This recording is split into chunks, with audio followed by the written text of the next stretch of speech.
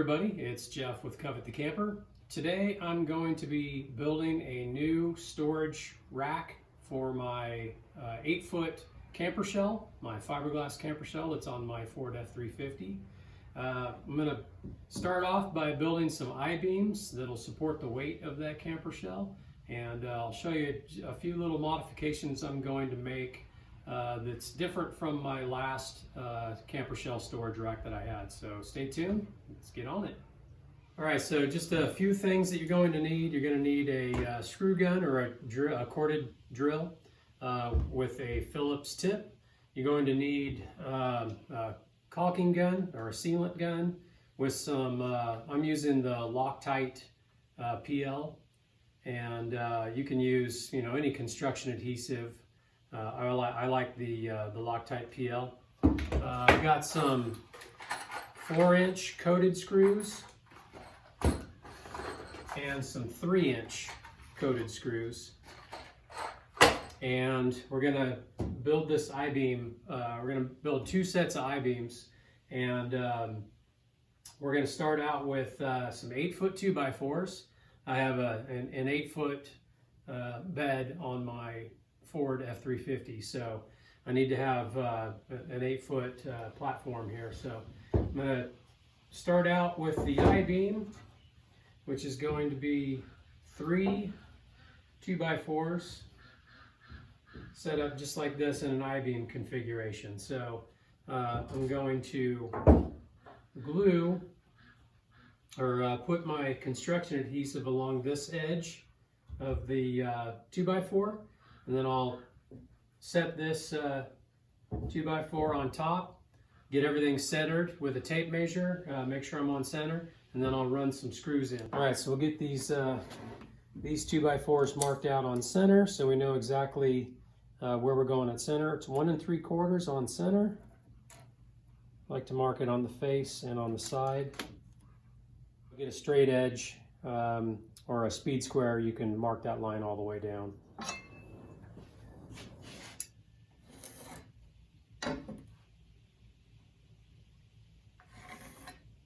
Okay, now that we've got our reference marks on the 2x4s, we can take our construction adhesive and just run a little bead all the way across the top. Doesn't have to be a whole lot, and it doesn't have to be continuous. You can do it just like that.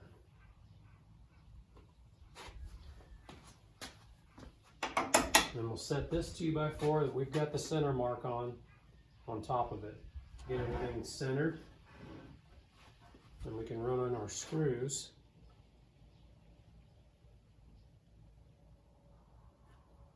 This adhesive has a good initial grab, but you can still move it around. So we've got our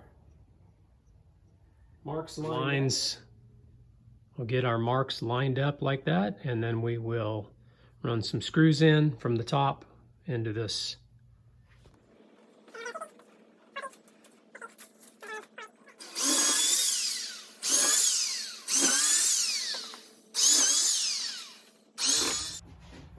All right, I can run my screws in here.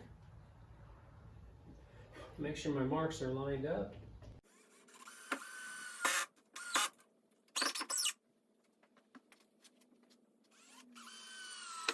All right, now we'll flip it over and do the same thing with this side. Mark everything out, run our bead of sealant or adhesive, and then set this on top, pre-drill, and screw everything down. We'll do that for another set or another I-beam as well. All right, when everything's all screwed together, we got a nice, big, strong I-beam. All right, we've got both I-beams built. I'm gonna set them aside and go ahead and start on the leg assembly. Okay, we've got 4 more 8-foot 2x4s.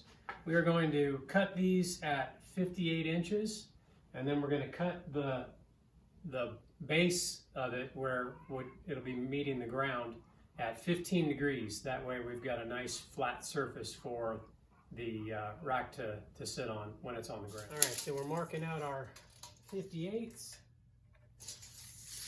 on all these, and then we'll just hit it with the speed square, make our mark.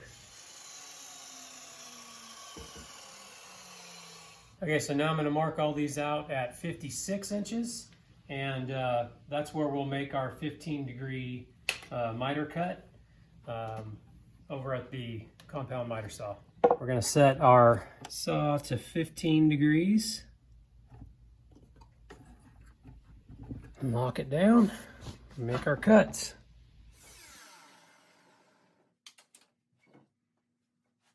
How I figure out the height for the top of the rack is just take a measurement. First of all, if you have airbags or anything like that, make sure that you put enough air in it to where your where your normal ride height is. Right now I've got I think 15 or 20 pounds in, but this is my normal ride height with the camper shell on. So I get a measurement at the top of my bed rail, which is 54 inches. And that's where I want the top of the top of the I-beam of the rack at 54 inches. And I'll tell you why here in just a second. All right, so I've got my I-beam set up over here just with a couple of pieces of wood under it. So I'm right at 54 inches for the top of the I-beam. And that's where my side legs will be, and they'll mount underneath the top part of the I-beam on all four legs. All right, so I've got 6 holes drilled for the 4-inch screws. So 2 coming in from the top, 2 here, and 2 here. So I have 2 going through from the top 2x4, 2 going through the leg into the center 2x4, and then 2 going into the bottom 2x4. Okay, now that those are in, we'll just do that 3 more times and get all 4 legs on. Then we'll move on to the cross bracing. All right, man, I had to move into the shade. It's 107 here in Millville today. All right, so I got all 4 of my legs on, and I'm gonna go ahead and do my little top cross braces, and then my bottom cross braces, and then I might even put a center cross brace on. All right, so before you get your measurements for your cross braces, you wanna make sure that your equal distance, your legs are equal distance angles. So what I'm gonna do is I'll drop a string line straight down, and I'll measure, off of the center. Drop a string line straight down, and measure out to that leg and measure out to that leg, and make sure I'm centered. I'll do the same thing on that side, and then I can go ahead and mark out my side pieces using these scrap 2x4s. Just by marking up, leveling off, and then make your marks with a pencil. Go over and cut them on the chop saw. Now, if you don't have a plumb level, you can take like a 4-foot level and put it in the center of your 2x4, your bottom 2x4 here, and obviously make sure you're level straight up and down.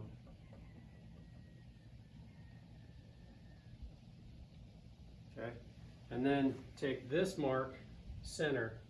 That's your center point. Measure out to this leg, measure out to that leg, make sure they're equal distance. If they are, you can go ahead and mark out your cross braces. If they're not, either bring them in or push them out a little bit until they're equal distance. So on these, a little bit of adhesive. And again, I pre-drilled and I've got my screws started. I have a helper. You can always clamp the 2x4 to the legs, make sure it's all in position. Go ahead and double check, and then run your screws in. All right, so I got all 3 of my cross braces for the sides. All right, I'm getting the bottom braces in, and I think this one will be done. I'm not going to put the brace across here because when I carry these, I actually stand right here and carry it on my shoulder.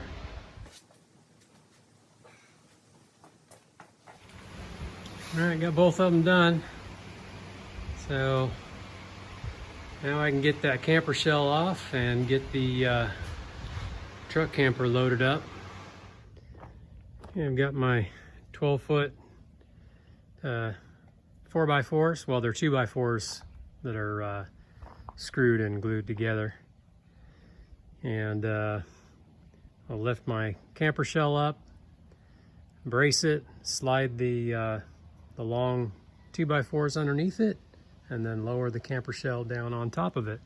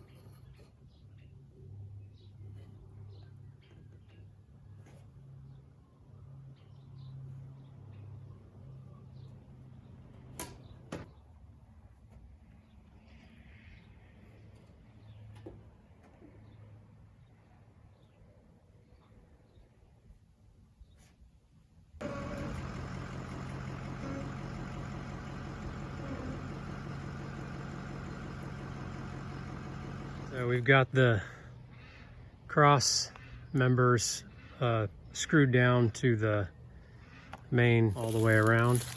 And then I've got the 2x4 blocks. This is just acting like a bed rail.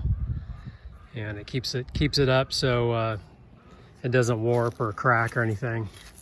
And then I've got screws in the normal mounting holes going into that 2x4 all the way around.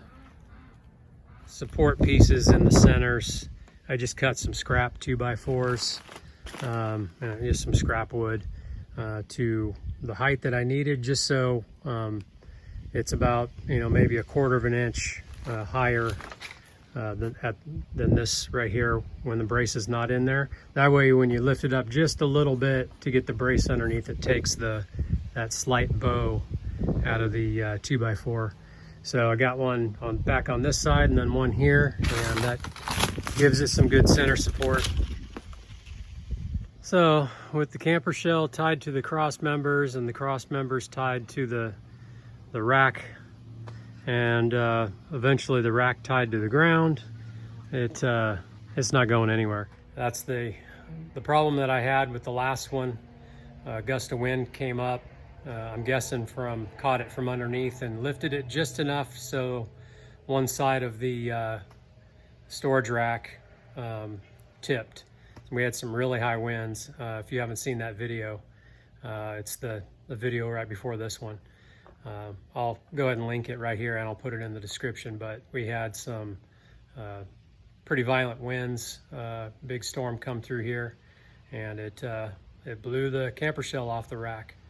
Didn't damage it too much, had one little scratch on the passenger side, but it's nothing big. Sand it out and just touch it up with some paint. So luckily, not a whole lot of other damage, and except for the rack. The rack was pretty much destroyed. So this new one, new and improved rack, took some of your guys' ideas from the last one. Some of the comments, people were saying, number one, put something in there to act like a bed rail, keep it up off of the 2x4 so it doesn't warp or crack, scratch the paint or anything like that. So I did that. Thank you guys for all of the advice there, and little tips on what might help this be a little bit better storage rack. So anyway, I hope this helps you guys out. If you want to build one of these, again, everything's in the description below, and you can just follow the video and, you know, modify it to your vehicle, whether you have a short bed or a long bed, or, you know, whatever the right height of the bed rails happens to be, because each one's going to be different. So anyway, you guys take it easy, and we'll catch you on the next one. Later.